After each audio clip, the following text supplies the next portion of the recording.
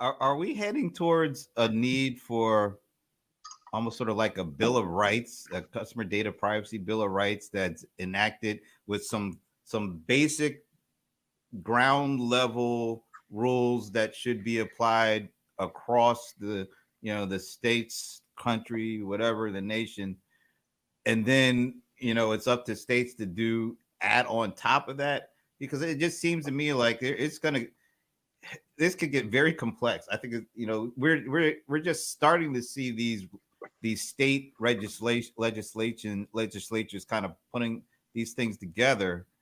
uh I can see a real mess coming if there isn't some sort of, at least, like the Bill of Rights. There's like these 10 principles that you have to enact across the country, and whatever you want to do on top of that, go for it.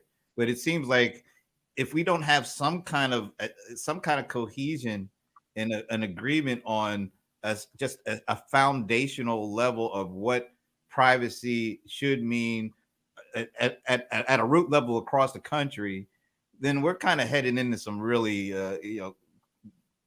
tough waters going on with this privacy thing. Privacy code is the new tax code. That's where we are headed. And you're right that there should be a few things that have to be set. And the first one I would say is freedom of data. Users should own their data and should know and should control how their data is being used, and should have the freedom to take their data and make sure that they are in control of it.